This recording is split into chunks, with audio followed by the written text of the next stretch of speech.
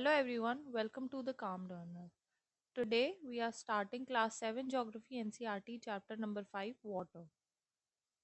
In this chapter we are going to study water, one of the most important natural resources on earth.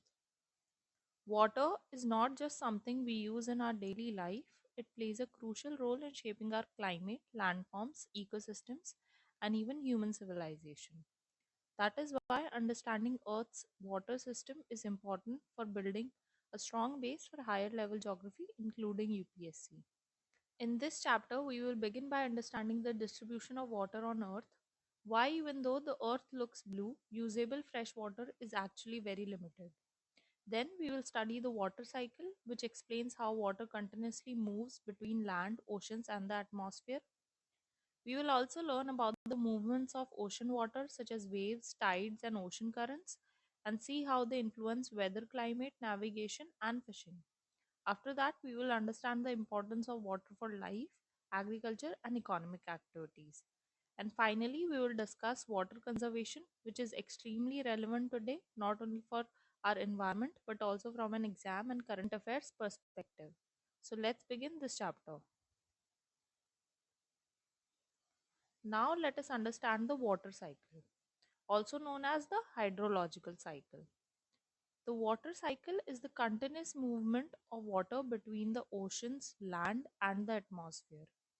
The- This process ensures that water on Earth is recycled again and again. When the sun heats water in oceans, rivers, and lakes, it changes into water vapor. This process is called evaporation. As this water vapor rises and cools at higher altitudes, it changes into tiny water droplets and forms clouds. This process is known as condensation. When these droplets become heavy, they fall back to the earth as rain, snow, or hail. This is called precipitation. The water then collects in rivers, lakes, groundwater, and oceans, and from there the cycle continues.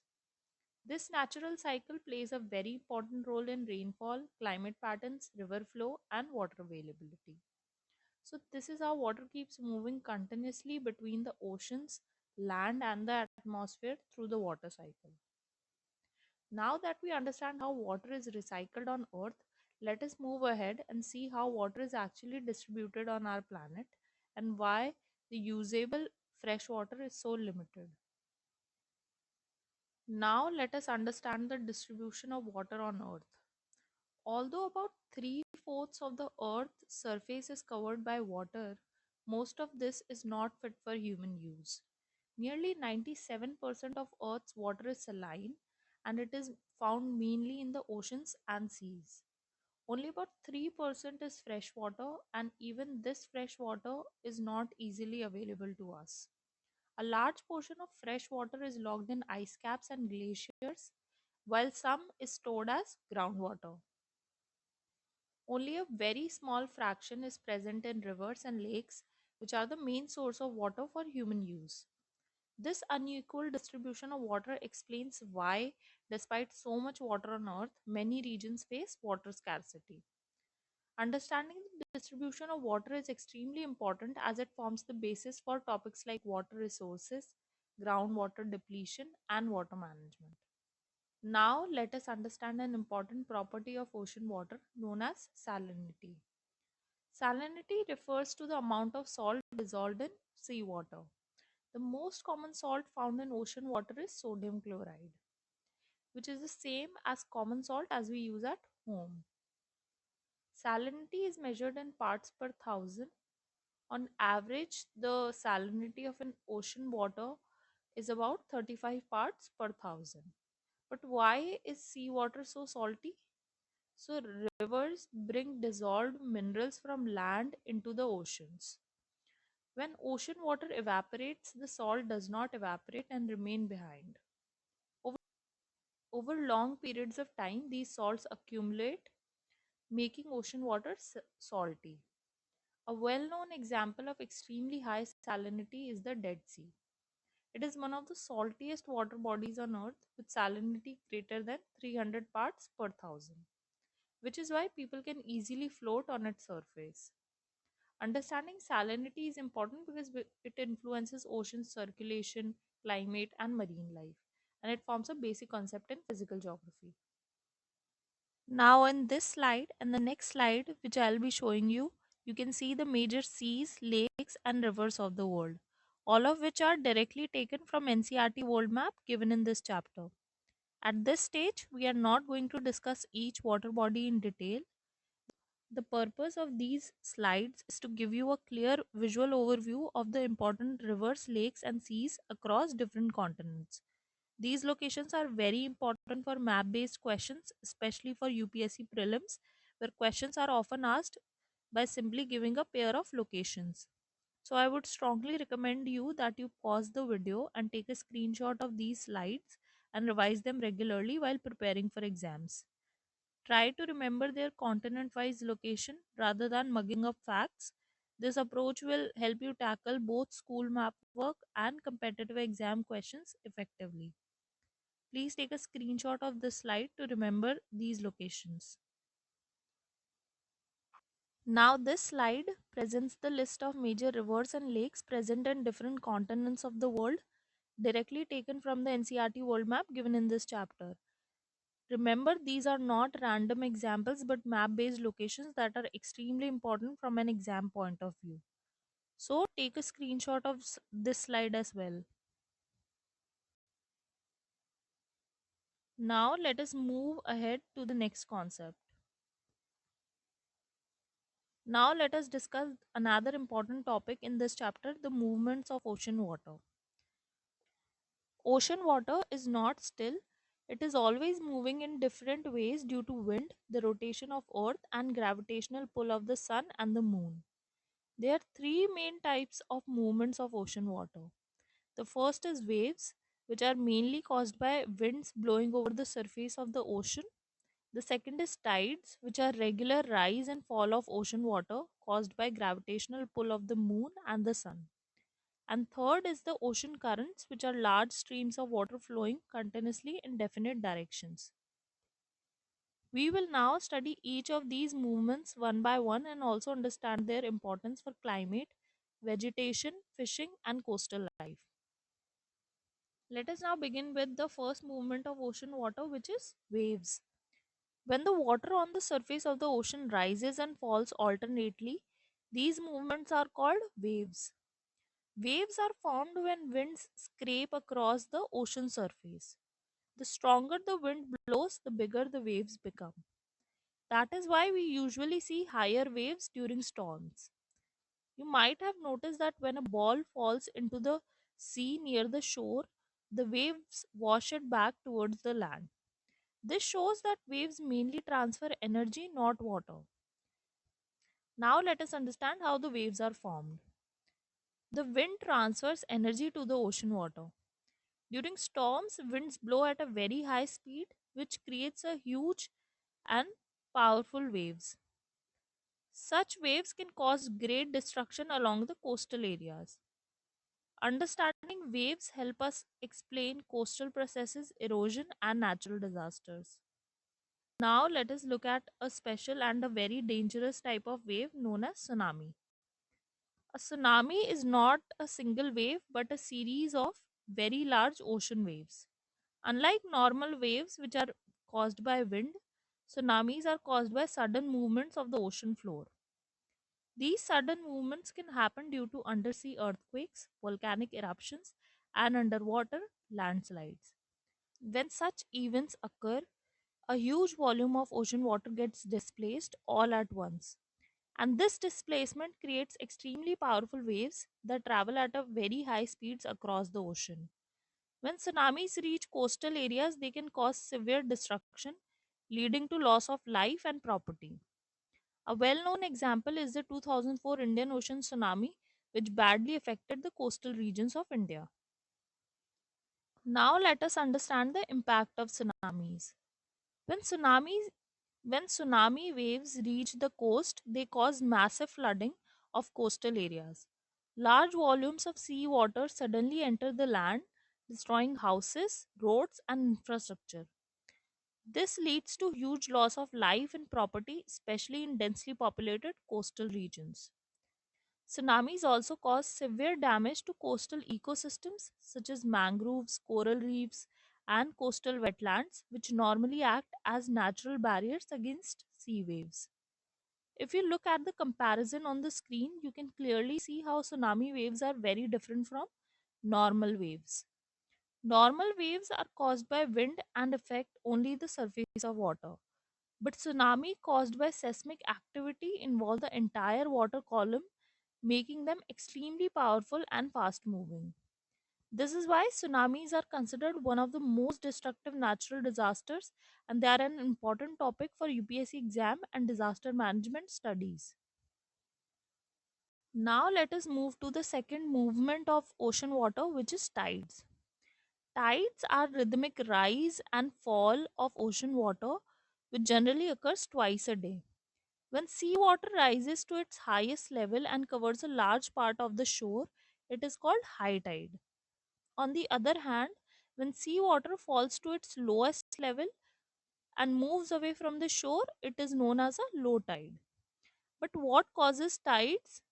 Tides are caused mainly due to the gravitational pull of the moon and the sun. The water on the earth that is closer to the moon is pulled more strongly, and this stronger pull causes a high tide on that side of the earth.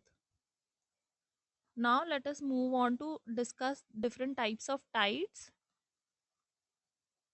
Now let us understand the first type of tide known as spring tides.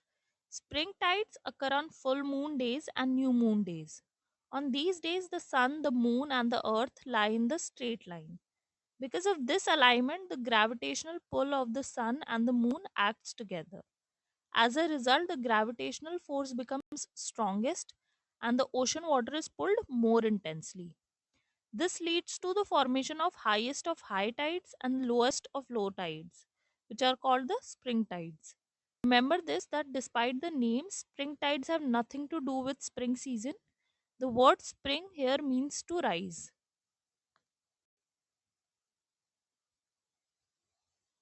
Now let us look at the second type of tide known as neap tides. Neap tides occur during the first quarter and the last quarter of the moon. On these days, the sun and the moon pull the ocean water in different directions. That is, they are positioned at right angles to each other with respect to Earth. Because of this, the gravitational pull becomes weaker and rise and fall of ocean water is less noticeable. As a result, low tides are formed and difference between high tide and low tide is minimum during neap tides. In simple words, when the gravitational forces of the sun and the moon do not combine, we get neap tides. Now let us understand the importance of tides. Tides help in navigation by raising the water level near the shores. This makes it easier for ships to enter and leave harbors, especially in shallow coastal areas. High tides are also very helpful for fishermen because during high tide, many fish come near to the shore, making fishing easier and more productive. Another important use of tides is in the generation of electricity. In some places, the rise and fall of ocean water is used to produce tidal energy, which is a renewable source of energy. So, tides are not just a natural phenomenon, but they also play an important role in coastal life, economy, and sustainable development. Now, let us move on to third and final movement of ocean water, which is known as ocean currents. Ocean currents are streams of water that flow continuously on surface of the oceans in definite directions. Unlike waves and tides, which involve up and down movement of water, ocean currents involve horizontal movement of water over long distances. These currents play a very important role in regulating the climate of coastal regions, influencing weather patterns, and supporting marine life. Now, let us understand the types of ocean currents. Ocean currents are mainly of two types: warm ocean currents and cold ocean currents. First, let us talk about the warm ocean currents. Warm ocean currents generally originate near the equator and move towards the poles. As they flow, they carry warm water to coastal areas, which helps in raising the temperature of nearby land regions. A well known example of a warm ocean current is the Gulf Stream. Now let us look at cold ocean currents. Cold ocean currents usually originate from polar or higher latitudes and move towards the tropical or lower latitudes. These currents bring cold water to the coastal regions, leading to the cooler climatic conditions. An important example of cold current is the Labrador current. Now, before we go any further, I want you to pause the video and take a screenshot of this slide. This information is taken directly from the NCERT world map given in this chapter, just like the earlier slides on the major rivers and lakes. And these ocean currents are extremely important for UPSC exams. Many times, direct questions are asked in prelims based on the names, directions, and locations of ocean currents straight from the NCERT map. In this video, we are not going to discuss each current in detail, but you must be familiar with the overall pattern and location. So make sure you remember this map because NCERT based mapping questions are favorite area for UPSC. Please take a screenshot of this slide. Now let's take a look at importance of ocean currents. Ocean currents play a very important role in shaping the climate and life on Earth, especially in coastal regions. Influence the climate of coastal areas by transferring heat from one part of the ocean to another. Warm ocean currents raise the temperature of nearby land areas, making the climate milder. Another very important point is the region where warm and cold ocean currents meet. Such areas have rich fishing grounds because nutrients are brought to the surface, supporting marine life. At the same time, these regions often experience foggy weather, and because of poor visibility, navigation becomes very difficult in these areas. Now, at last, let's talk about importance of water and what we can do for its conservation. Water is one of the most essential natural resources on earth. It is the basis of all forms of life and plays a crucial role in day-to-day activities. From From drinking and agriculture to industries and transportation, human civilization has always developed around the availability of water. However, even though the earth appears to be rich in water, usable fresh water is very limited.